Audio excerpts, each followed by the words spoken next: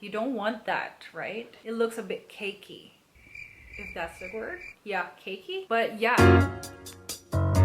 I could go back in time, this is what I would tell to my past self before even hitting that record button. Now, there are many folks of you out there who wants to start their very own YouTube channel but don't know how. If you are one of them, well, this video is for you. Guys, welcome back to my channel where I help content creators and entrepreneurs just like you turn your passion into profit. In today's video, we're going to talk about how you can maximize your filming setup so you don't have to waste countless of hours filming back and forth. Alright, if you guys are interested, let's dive in. First tip that I have for you before even starting your channel is to have a dummy battery. Now, this dummy battery is a powerful tool that you don't have to recharge or change your battery in between sets whenever you are filming. So having a dummy battery don't work as well with vlogging style videos, mostly on sit down videos just like this. Now, if you guys are wondering where to get the dummy battery, just head to Amazon and type in your camera model and what dummy battery is compatible to your device, and voila, it'll be sent to your doorstep. Basically, I'm going to show you how to set this up. Just plug in and insert it to your camera, and voila, you're already set up and good to go.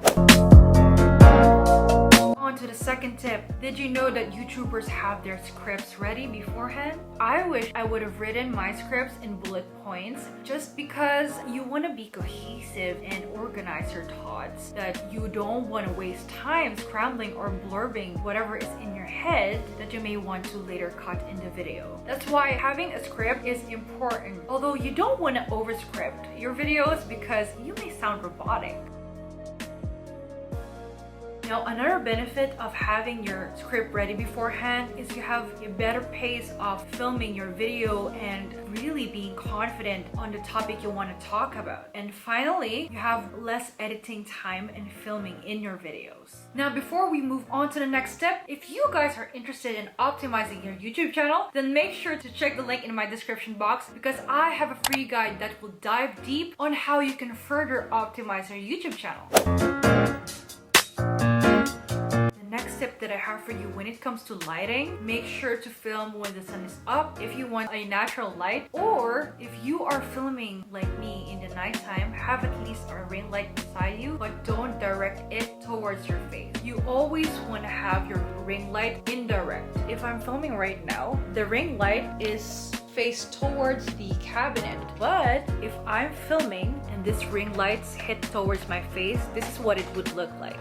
Ooh.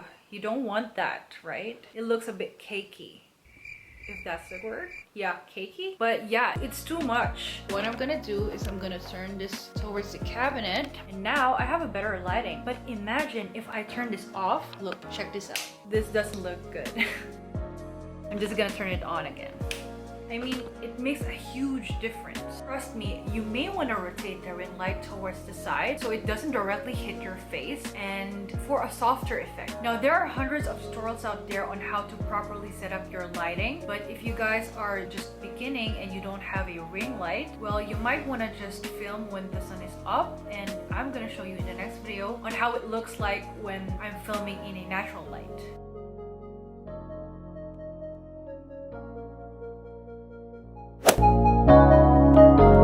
On to method number 4. Let's say in a week I have to upload 2 videos, then I have to set it in my calendars that every Monday I'm going to film from 8 a.m. till 2 p.m. So one video might take around 3 hours or so, and I have to film back to back. You may be asking, why are we filming back to back? It's because you're already in the mood. You're already in the state of, filming the video. You're hyped up basically, and it will save you time. Just take at least 20-minute break or so. Just grab some snack and hydrate yourself, and then get back to filming the video. And it saves you more time. You batch your content already. You film 2 videos in a day. For starters, this won't really be easy. You may want to film just 1 video, and then if you got the hang of it, you may want to film probably next week 2 videos in a day, and that would be time efficient. Also, if you give yourself too much break, your brain might think, oh, I'm already done for the day, why continue? Because it happened to me. Like, I took too long. I took an hour or so to have a break, and then my brain was like, oh no, we're gonna do this next week. I cannot anymore. So yeah, just keep that in mind. moving on to the next step, batch your content. Now, speaking of batching your content and time blocking on your Google Calendar, well, make sure to at least batch your content 1 month so people can binge watch your YouTube videos. I'm gonna go over to Notion and show you how I batch my content. Alright guys, so as you can see, I am currently using Notion to basically brain dump all of my content ideas for the next few weeks or in a month. So now, as you can see on the left hand corner, we have the content pillars. Am I going to talk about social media? Is it related to Instagram, YouTube, or podcast? Now we also have business. Is it related to entrepreneurship and such? Or productivity, self-growth, personal development? Now I'm gonna choose what topic I want to talk about in the next week's video. So let's say I want to upload for next week 5 books that changed my life, right? And as you can see, the status right here, am I currently filming it? Is it under SEO review? Is it under scripting, or is it already completed? But now, since I'm the scripting, I'm gonna click scripting. And which platform am I gonna repurpose my content? Am I gonna post it on Instagram, TikTok, YouTube? And now I'm gonna hover over to deadline. So for next week, if currently we are on August 10th, I want to upload this video on the 17th of next week, Tuesday. So since I have that there, I am going to go on filming calendar. As you can see, it's automatically uploaded here. The 5 books that changed my life on the 17th of August. Now, if you guys want to invite your team over, let's say your editors, so to have a bird's eye view of what you want to upload for this month, I'm going to click here, share, and then just type in the email of your team member. Let's say I already have this member right here, Shira. I'm gonna click this person. I want her to view my content, and I'm gonna basically just click invite, and there she is. She can see my content for the next few months. And that's it, guys.